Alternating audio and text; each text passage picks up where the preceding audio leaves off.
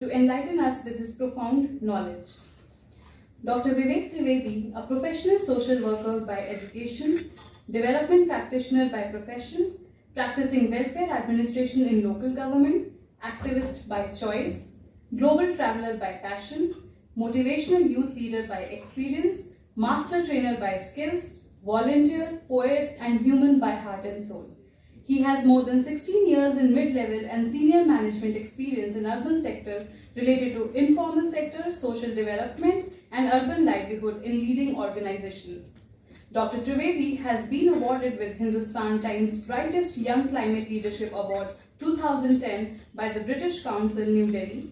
He has been conferred twice State Award in 2014 and 2020 by Chandigarh administration on 65th Republic Day and 74th Independence Day 2020 and was instrumental in bringing HUDCO National Best Practice Award 2012-13.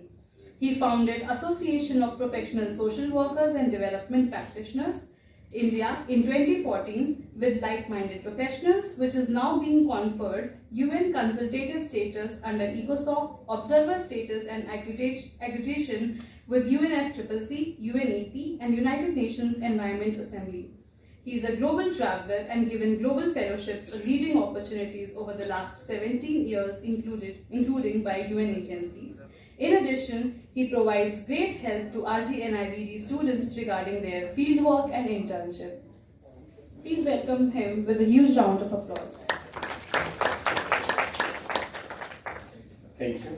Indeed, it's an honor for me to be here at JNU, and thanks to Professor Sodhiji and Professor Kandpalji, even honorable eminent persons on the dais, Tripathi sir, Rajshekhar sir, and Kuldeep sir, and my dear colleagues and friends. The entire hall represents the young minds. And just a week ago, I was again in Delhi in a National Youth Conclave. For the first time, I have ever seen in the history of development that Ministry of Youth Affairs and Sports, gone with Ministry of Housing and Urban Affairs in having a national conclave. Why? See, the local government, dignitaries, previous to me have already shared. Like I recall the presentation of Dr. Rajshekhar sir. I recall my university days when I studied public administration. You read democratic decentralization, we can read around. First time I have heard or learned this name, this word, nomenclature, in 1992 when I was in 7th standard. My father was in DUDA, District Urban Development Authority. So that time I come to know what DUDA is doing and what Nagar Palika was doing. So later I come to know that those functions with the DUDA was transferred to local bodies. So that was my childhood, but I was never aware or was not sure that I would be landing in Chandigarh with local body again. So democratic decentralization has truly, in spirited manner, have really given powers to the grassroots. See, if you see that time, every local government has to see to the state government for grants, for supports, for even sanctions, for sanctity, everything, looking to state government. But nowadays, local government has power to have their own local cess.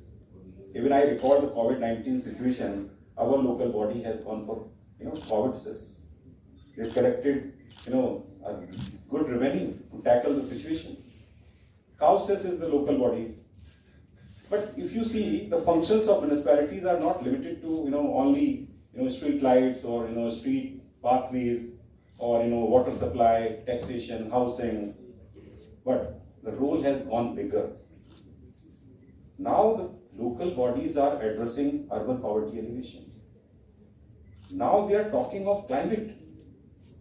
I was recently in MIT Pune, where Pune Dialogue was there in conference with the local elections. First time Pune Dialogue has initiated a dialogue with the local councillors, the local mayors and the bureaucrats, where I was having an opportunity to go for climate manifesto. So now a time has come where local corporator can go for climate manifesto in the sense that he or she is looking for having the air quality index of his or her ward. The create segregation at source in his ward or her ward. So this local government has now, I mean to say, I will talk, the conference is on National Conference on Local Governance in India, issues and challenges. I was looking for a word, the affirmative actions which have already been made, accomplishments. We have always talked in every conference or meetings or dialogues, these are the problems, these are the issues, how we shall handle. But we shall also come up with the accomplishment which the local government has made so far. National Institute of Urban Affairs at Delhi is doing commendable job in taking up like the Pearl portal, like best practices compendium, which smaller municipalities are getting documented. And I have witnessed many papers and poster presentations by leading institutions in India or universities or technical institutions. The young minds have gone for poster presentations with the data which they have gathered from the local bodies. This is a good sign where young people like you can go for local researches for the local bodies. Like sir has rightly said, data is the bone contention nowadays. Earlier municipalities was not having the data analysis. Daily, in lakhs of number data is getting generated, but who is analyzing the data? Real-time data, analysis, real-time data, speculations are to be made. So what the capacity building of local bodies is required now. So come up, and time is limited. I am being, told that, since the inaugural session has gone for long, and there was no, it's a monologue kind of thing. So we'll discuss in another parallel sessions or, the sessions. So this is my mind, I will come up with again my thoughts and concluding lines. Go and travel the entire world. Think globally, act locally. And the sole axiom which I have come across is inclusive development, talk of inclusiveness. Don't go for exclusive. We have to treat people with all round, whether transgenders, whether persons with disabilities. Now, corporations are discussing these things. And the final word is convergence, which, every eminent speaker has endorsed here. Without convergence, we cannot alone make miracles.